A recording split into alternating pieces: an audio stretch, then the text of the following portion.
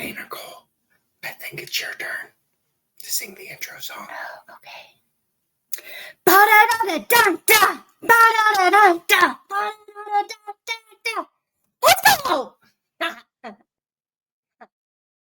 Howdy, listeners, and welcome to Almost Entirely a Football Show, the only show that's going to talk about bailing out of the pocket and bailing your friends out of jail. I'm your host, Ryan, who's here to talk about football, and this is my co-host, Nichole, Howdy, people. who's going to talk about everything else. Almost anything else. Exactly. So, Nichole, week 1 is in the books. Yes. We're getting ready to watch week 2 here of football here in about an hour. Mm-hmm. Yes. And we're going to use that to talk about the most important position in football. Okay. Who is the most important position in football? The mascot. Great job. It's actually the quarterback. Oh, the quarterback. So cornerback or quarterback? Quarterback, the guy that catches the ball and throws it to other people. Oh, okay. Okay. They are the most important position. The most important. And you can really break them down by who is good and who is bad. Okay. And who is cheap and who is not. Oh, okay. So the idea here is you get your quarterbacks in the draft and you get them for 4 to 5 years for really cheap. Correct. Yes. But then after the 3rd or 4th year, you got to start paying them. Yes. So in those first couple years, you got to figure out if this guy's any good. Yep. Yeah. And if he is, you're going to pay him. Okay. And the way the market works is you really just keep going up and up and up and up. Mm-hmm. So there's no cheap quarterbacks anymore. Okay. And then if he's bad, is he so bad that you can't pay him? Okay. Because if you do, if you pay a bad quarterback, everybody's getting fired in the next 3 years. Okay. That's just the way it's going to be. Now, if you get a good quarterback and he's still a rookie, that's called your window. That's when you can build the best team and have the best chance to win the Super Bowl. And is that what the Chiefs did? That's how the Chiefs started this with Mahomes. Would have been like in 18 and 19. Okay. And then after the 19, they won the after 19, they won the Super Bowl. They started paying him. Okay. His contract's actually super special. Patrick Mahomes is. We'll talk about it when we get there. Okay. So we're going to use the slate of games this week as a framework for how we're going to address these quarterbacks. Okay.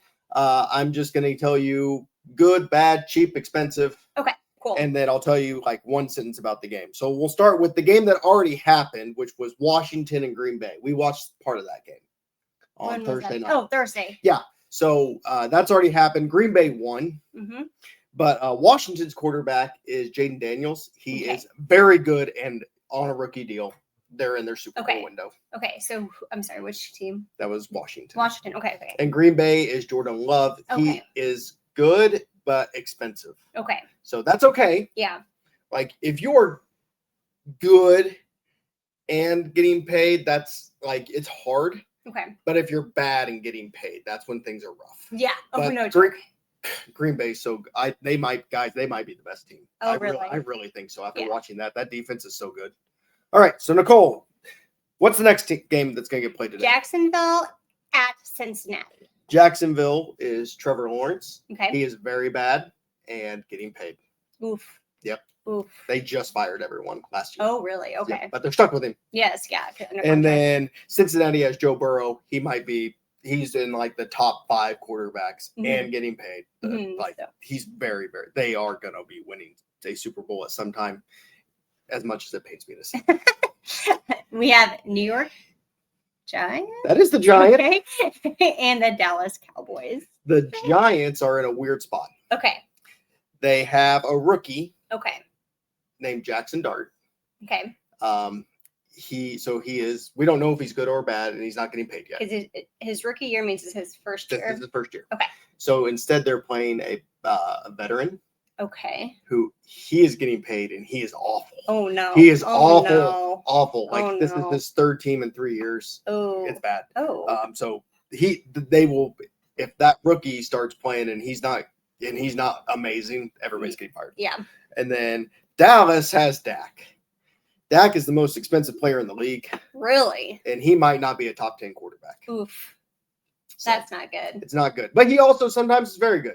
I just feel like he has major injuries every other year. Last year, he destroyed his hamstring and had to have surgery. 2 years ago, he dislocated and broke his ankle. It was bad. Okay, so it's interesting. But yeah. anyway, we have the Chicago Bears and the Detroit Lions. I feel bad for Bears fans, Nichole. Are they cursed? They are cursed. They had the number 1 pick, and they picked a guy, and we watched him the other night, and I just kept screaming at the TV. I was like, this is bad. Is this the dramatic guy? Yes, this is the dramatic guy, Okay. and he is bad. Uh-huh. But he's still cheap. Yeah. But he's so bad. Okay. And then Detroit has Jared Goff. He was good when they had their coach, but their coach just left and went to Chicago. Oh, interesting. Yeah, okay. so this is good. But Jared Goff does not look good, and he's getting paid. So we'll see. There's a good chance if they can't figure out how to coach him back up and get him good, everybody's going to get fired. Okay, we have the LA Chargers. Nope, that's the Rams. Okay, LA Rams. Sorry. And the Tennessee Titans. That is the Tennessee Titans. See, Nicole's learning logos. I am learning logos. Not very well, obviously. The Rams have Matthew Stafford. He's one of my favorite quarterbacks to watch. He's old, but still awesome and getting paid. Okay. Tennessee has Cam Ward. He is a rookie. He was the number 1 overall pick last year. So it doesn't matter if he's good or bad or not. They got to figure out. Okay. New England Patriots and the Miami Dolphins. Nicole thinks the Dolphins have the best logo, by the way. Because it's a dolphin. It is a dolphin. New England has Drake May. He is very good, and he's cheap. So there you go. There you go. Win-win. That's the best. Miami has Tua. He is a top, he might be the worst quarterback in the league right now. And he is the second most expensive quarterback, I think. Ooh. Yeah. So everybody's going to get fired probably by Thanksgiving. No. We have San Francisco and New Orleans. San Francisco's quarterback is Brock Purdy. Purdy. Yes, he played at Iowa State. Okay. So he beat Iowa actually, I don't know if he ever beat Iowa, but he just got paid. Okay. Is he good? Maybe not. That team is usually really, really good. They have really good coaching. So maybe, but he's gonna get. He got paid. How many years has he been there? 3. Okay. And then New Orleans is a dumpster fire. They have 3 guys that are all cheap. None of them are very good. Do you have 3 quarterbacks? If you have 3 quarterbacks, you don't have any. That's what I'm like. What? Yeah. How? Right now they're starting Spencer Rattler.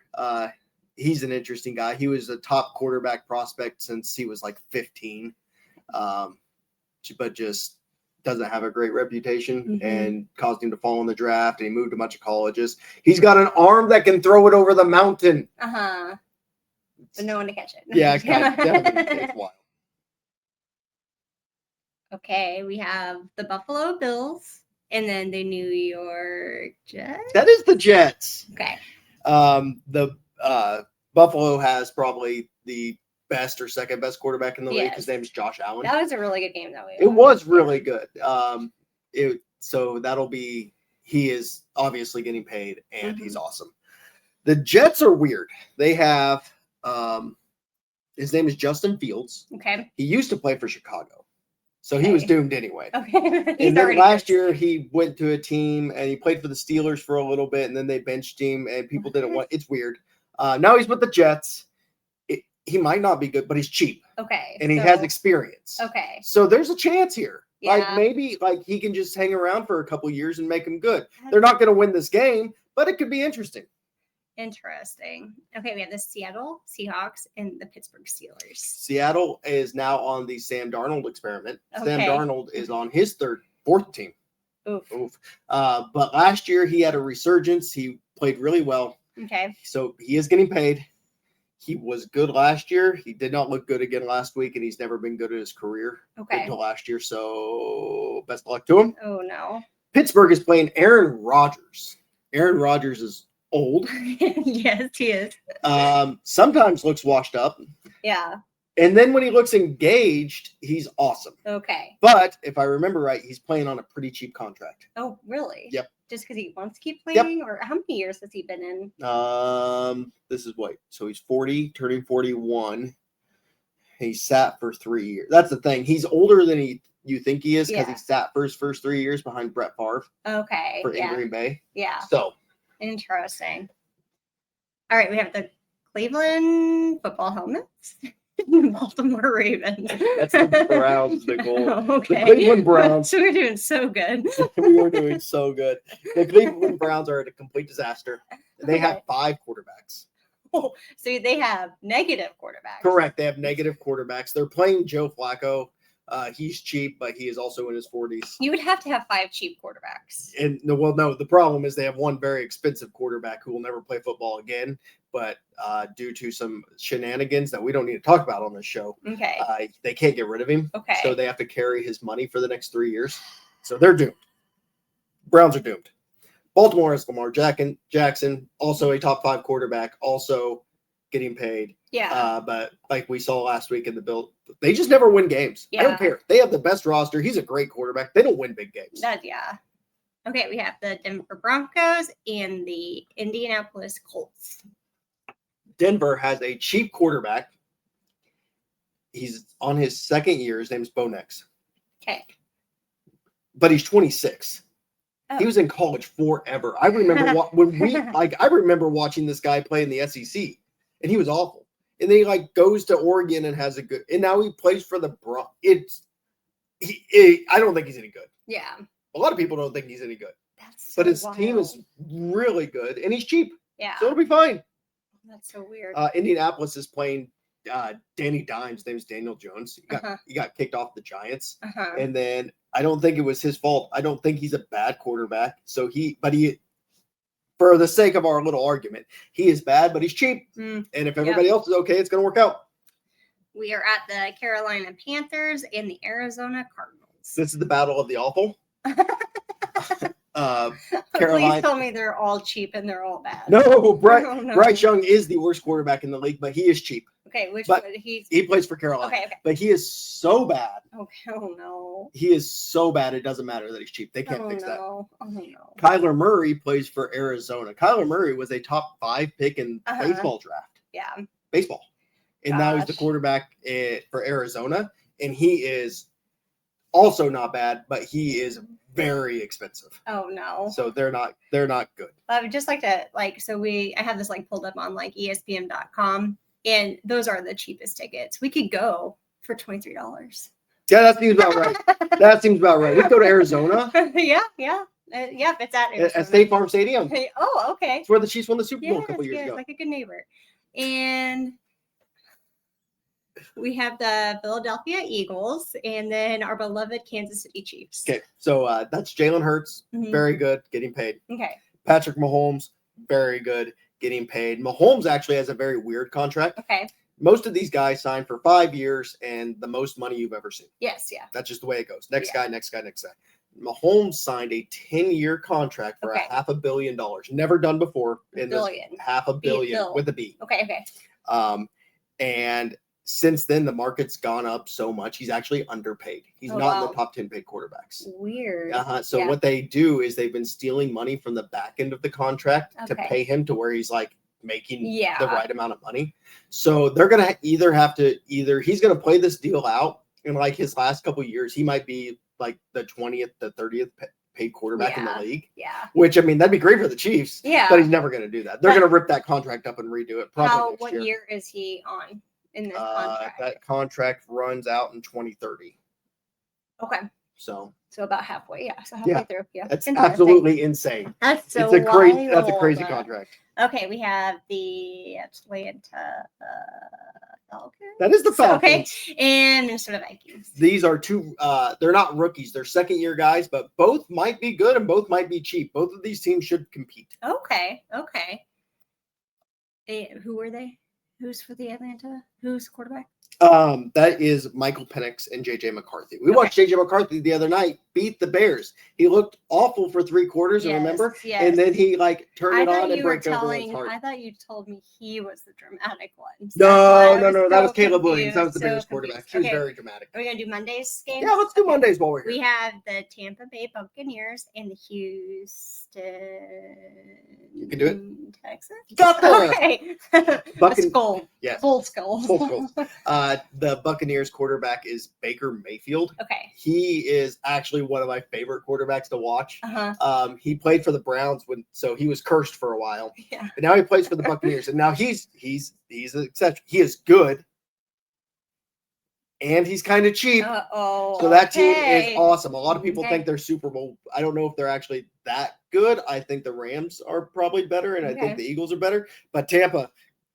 They're fun. And then the Texans have C.J. Stroud. Okay. He is about to get paid. This is the last year of their window. Okay. And they have wasted it because their O-line is trash. Oh, no. Okay, now we have the LA Chargers. I like how that's the very last one. Well, that's the last game on Monday. Then the Las Vegas Raiders. That's the game at 9 o'clock on Monday. We'll be asleep. Oh, there's not a chance we'll watch that game. But that's Justin Herbert, very good, getting paid.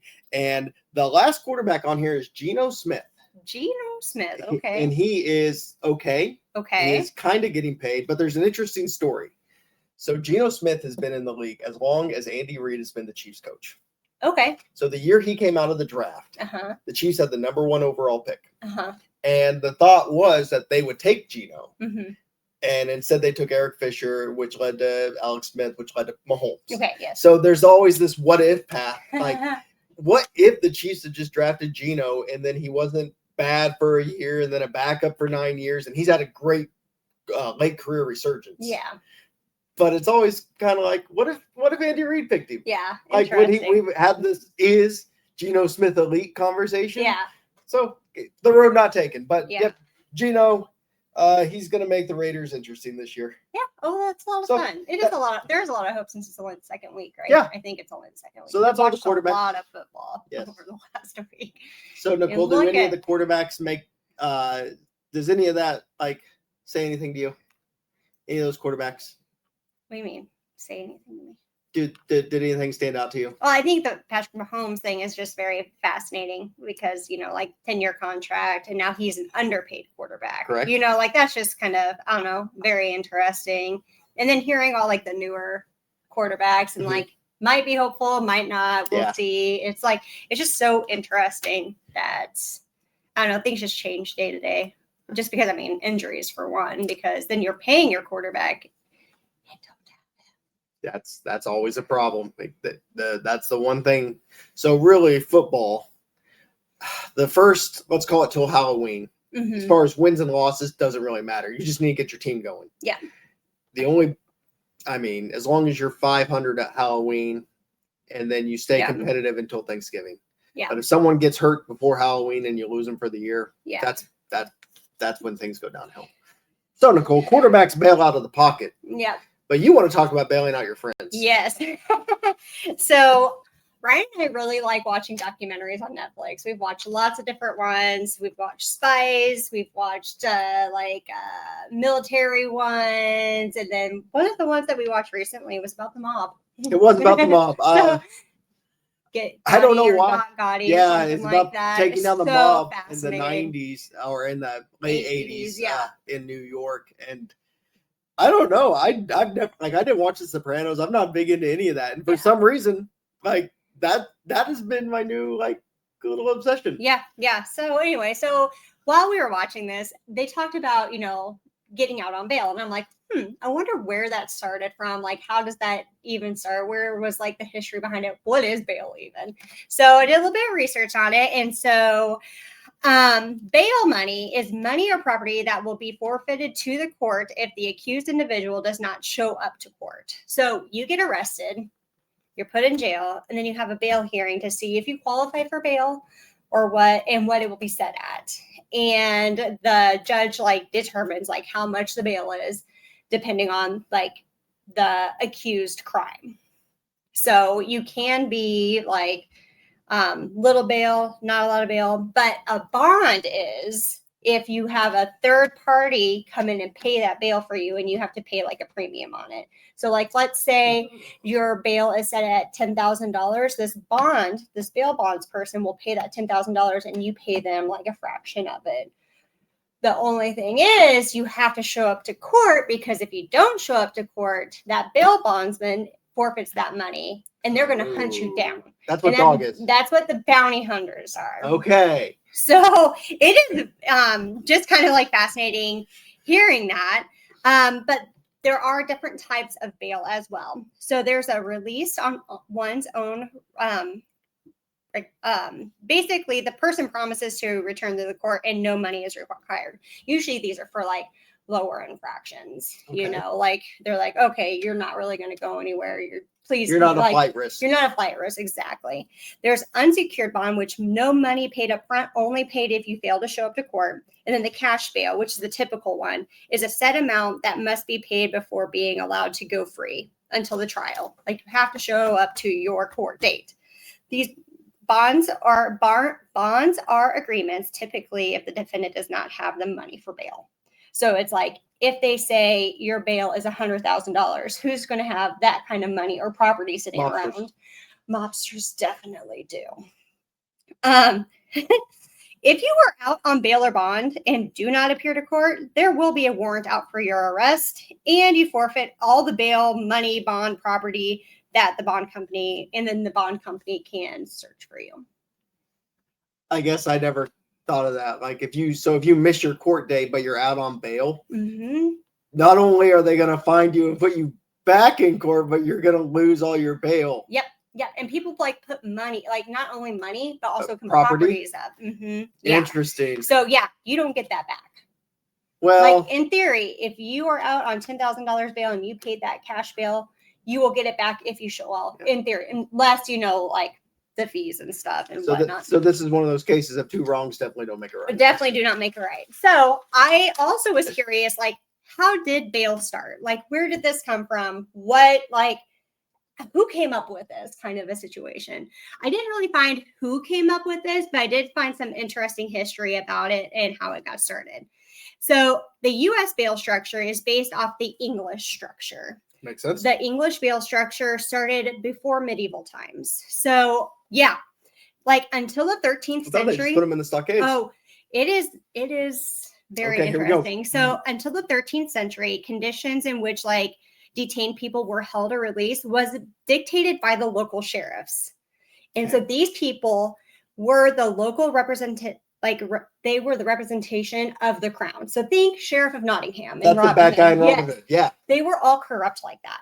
All of them? Well, I'm going to say probably 99.99999% of them were corrupt because they held the power. And so they would just arrest people for no reason. Say, oh, you have to get out on bail, so you have to pay me this money. So they would get the money for it. So they got the money. The sheriffs got the money. Oh, they're the sheriffs got the bail money. So this power was just so abused. They exploited for their own gain, and then there was no consistency. So it's like if you stole a chicken, you could be if you jaywalked, they would arrest you. I don't know. There was no actual notes on that, but so people were held in charge for no reason.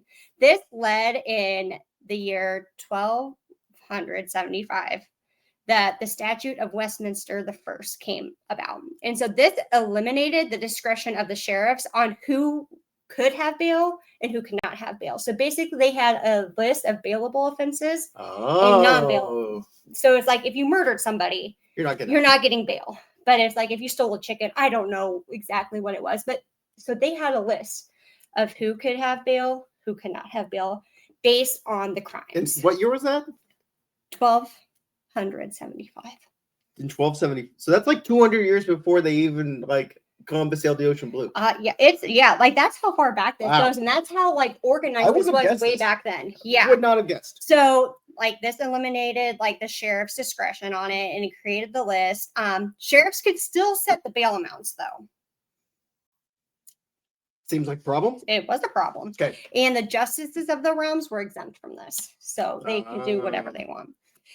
So in the 17th century is when the bail reform happened. So think 400-ish years. Okay. I have another year. Yeah. In the 1600s is when the bail reform really kind of started. So this started with King Charles I. He was receiving no money from Parliament. Happens. And so he forced noblemen to give him loans. And if they didn't give him a loan, you put him in jail? Straight to jail. Straight to jail? Straight to jail.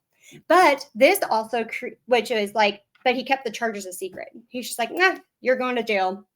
And so this is where habeas corpus came. Okay. So like habeas corpus is, I can't remember. Like there has to be a reason you're being held. Yes. And so because they fought this, but the courts sided with the king.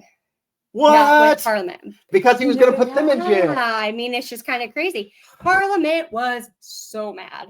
They're like, you cannot do this. Like, it's not right. Like, you're taking away people's human rights. And so in 1676, the reform happened of the bail reform happened. Mm-hmm. So that's where the Habeas Corpus Act of 1677, which is, there it is. There's my notes. Protects against unlawful imprisonment, but does not protect against the outrageous bail amounts. Yes. Okay. So they were still setting outrageous bail amounts. Huh. But now you couldn't be held for no reason, but your bail can still be just outlandish for no reason. That really doesn't do anything. No, it doesn't. So it's still like it was still so abused. Like, the king was abusing it and the courts were siding with the king because they didn't want to make the king mad because straight to jail kind of a things. So this led to the English Bill of Rights in 1689. And this prevented unreasonable bail requirements. And this is also what ties into the U.S. 8th Amendment, whereas you cannot have unreasonable bail. Okay. Let's see. There's a couple other things that I kind of wanted to talk about, but my hand was getting tired, so I put it on a Google Doc. And so this English protection was what this helped was offenses were categorized as bailable or not bailable. Okay. And then habeas corpus procedures were developed to prevent from unlawful imprisonment. And then the Bill of Rights protected against the abuse of the bail policy by setting excessive financial. And let's see. And that is what led to whenever the U.S., declared independence in 1776, they started building this a similar bail policy within all the Constitution and the amendments and such. One thing that was stated in the Judiciary Act was upon all arrests in criminal cases, bail shall be admitted, except where punishment may be by death. Ooh. In which cases it shall not be admitted, but by the Supreme Court or Circuit Court, or by a justice of the Supreme Court or a judge of a district court, who shall exercise their discretion therein regarding the nature and circumstances of the offense and of the evidence, the usage of law. So basically, if you kill somebody or manslaughter, you can be denied bail because, another thing that I saw is kind of like an arm for an arm or kind of a thing, you wouldn't be released on bail.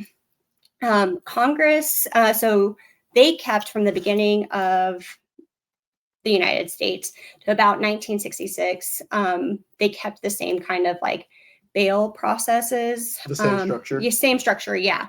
But in 1966, the Bail Reform Act of 1966 provide that non-capital defendants shall be ordered released pending trial on his personal recognizance. So basically no bail. No bail. For the lower offenses. Yep. And this is just to kind of keep things kind of fair. Well, this is the same thing that we have this today is we have people that sit in jail forever on bail and they'll never and their trial date's 3 years out. Correct. So our jails are completely full. Yeah. With people that are on low-level offenses, but they just can't afford bail. Yep. And they can't get a bond. Yeah. And so and we're still fighting this today, even though that was in 1966. Mm-hmm. Yeah. And so that is kind of the history of bail. I guess I didn't realize how the bond part of that worked. So I get jailed, or my friend gets jailed. Yes. And I go to a bail bondsman, and I never really thought, so they're going to put up $10,000 for me. Yep. But then I'm going to have to pay them. Correct. I never thought I wonder what that percentage is. And I wonder if it's a different, is it a different percentage based on the crime? I think so. And also definitely based on your city and state. Do they check my credit? So a lot of them, no, because it's just cash. You have to give them actual money. Oh, so I can't give them an IOU? One of them that I saw was like, okay, you have a 10,000 bond. Your fees is $1,500. That's like 15%. Well, yeah. Well, that also feels like it goes the opposite. Like the judge is saying you're worth $10,000 to stay in jail, but I'm actually only paying $1,500 to get out of jail. Yes. This feels like, you know what? But you're not getting that $1,500 back. Yeah. Whereas the bail bondman will get that $10,000 back. That's true. So it's all a scam. It is all a scam, and it's all abused power. Sounds about right. Yeah. What other questions do you have on that?